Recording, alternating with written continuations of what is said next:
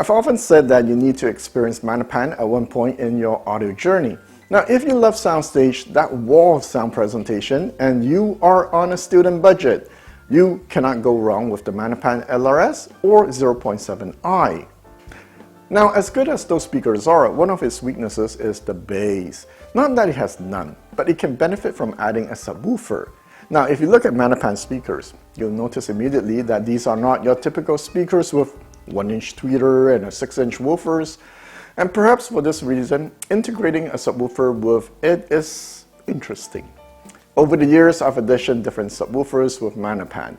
I was one of the people who helped organize the presentation in Montreal, showcasing Magnepan's prototype Dipole subwoofer.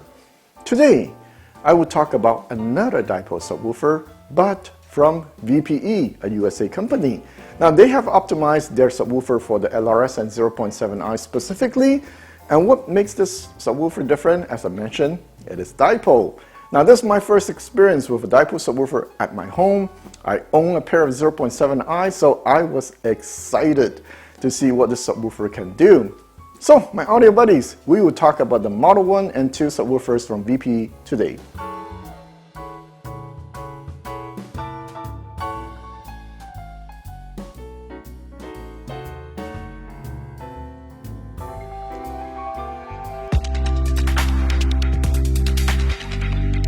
I'm Dimitri Purcell, CEO of Advanced Paris, here in Montmartre, which is such a specific and close to my heart in situ location so that we can talk about the brand itself. I'm really a music lover, and my job in working into the hi-fi business is the result of the quest of getting a great sound. Advanced Paris is a really human and family company, and when you are a family and you want to grow your family, and our family will be the customers, the end user, we really want to share with them our passion.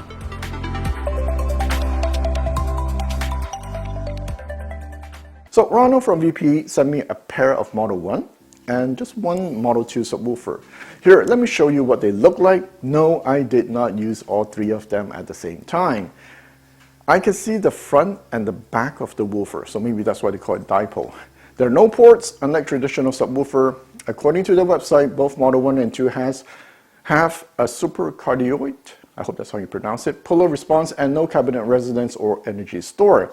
Now, I'll put on screen what they show in the manual, and you can tell the designers are very passionate people because they go into a lot of detail in the manual. I felt like I was back at university when I read the manual. I had to concentrate on absorbing all the information in the manual.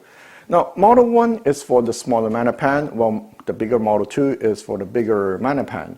The Model 1 goes for $1,000 US each, comes with a 10-inch woofer, a Class D 250 watt amp with DSP. You can plug your computer into the USB port to fine-tune the subwoofer. If you have Magnepan risers, the subwoofer is meant to be placed underneath the speakers. Unfortunately, I had none, so I put them next to the speakers. Now, the Model 2 has a 12-inch down-firing woofer, a 500 watt Class D amp with DSP, and man, it's heavy, 80 pounds. The sub goes for 2K, and just like the Model 1, you can fine-tune the subwoofer with your laptop. Now, I usually put it between my Magnepan in my room when I use the Model 2. For some strange reasons, I prefer the 2 Model 1, the stereo sub, in my room more than the bigger Model 2. Now, although both give similar experience, Model 1 disappears more easily in my room. And once I have it set up, man, I don't think of it anymore. It's not even there. So, how does it sound? I'll answer it this way, okay? Each type of subwoofer I've listened to with Magnepan leaves me with a different impression. So, take the prototype Magnepan Dipole subwoofer, for example. Okay, its speed stood out, man. That subwoofer is so fast that it sounds like a panel. So what stood out to me with the VPE is how musical it sounds. So how do you define that? Okay, unlike modern subs, it's not super tight, but in a good way. It's tight and fast, don't get me wrong, but it sounds different. And I thought hard about it, how to describe it. It sounds open and has the proper tightness and control to reproduce certain instruments well. See, I will always remember what a cellist once told me, okay? Double bass, double bass. It's not supposed to be super tight. The energy is supposed to propagate nicely into the room, and there's supposed to be a certain decay in the notes. So when I got a chance to listen to those instruments live a few times, I pay attention to that. With the VPE subs, man, I got to experience what I consider closer to the real thing. See, I especially enjoy listening to the album Temptation from Chantal Chamberlain. It's a blend of blues, jazz, and other styles in the album. There was this song, I Put a Spell on You. You have acoustic bass, acoustic guitar, cello, drums, and strings. And this is where I find the VPE subs shine because it can create the atmosphere and mood really well. Perhaps this open sounding I'm experiencing is what creates the mood differently from other subs I've in the past. Next, the VPE sub adds scale to the presentation. The cello is no longer the size of a violin. The cello feels small if you listen just the mag itself. With the sub, the cello feels like a cello, okay? You get a more majestic presentation. When I listen to the song Trouble's What You're In from Think, the live recording version, in the opening sequence, the singer creates the rhythm by slapping the string on the guitar. Now that's subtle gesture. With the sub on, there's weight to the tap. It feels more energetic and you feel the presence of the guitar more. And next I got my brother who doesn't care about audio to sit down. He even noticed the decay in the mids seemed longer. See, I thought I drank too much coffee and was hearing things. But nope, the subwoofer enhanced the lower frequency and added to the higher frequency, a much more complete experience. So until you hear Magnepan with a subwoofer, you have no idea what you're missing. It's like eating a peanut butter jam sandwich, but with no jam. I had to cross the sub quite high actually. And this sub can fill the upper bass really well. Without the sub, the mid-range on the Magnepan is really pronounced, the 0.7i, okay? At times it can sound shouty, but with the sub on, it balances out, and as a result, the overall presentation sounds less bright and more pleasant to listen to. And as I mentioned, the Model 1 also adds the correct scale to the instruments. Now, with a lot of subs, you'll hear what I described earlier, but not as musical. Another way I'll describe it is that if you listen to tube amps, you'll notice that the bass has a certain roundness. These VPEs remind me of that. There is roundness and it's elastic. As I said, it's tight and fast, but not super tight like other subs, so it's pleasant to listen to. So who is this sub not for? So okay, although the sub is fast enough to keep up with Maggie's, if you're one of those guys who find R2R DACs too slow, yeah, then you might find these sub not fast enough. That'll probably be 10% of you. Next, although the Model 2 can pass for a nice piece of furniture, the Model 1's odd shape might not pass the wife approval factor. Now, you can always solve it by getting a Magnepan riser and putting it underneath that. That way you'll hide the subwoofer, right? But hey, there's a money-back guarantee policy, so you don't have to worry about making the wrong decision. Now, I want to add again, okay, that I was intimidated when I first got the manual because there was so much information. There's so much you can do to fine-tune the sound.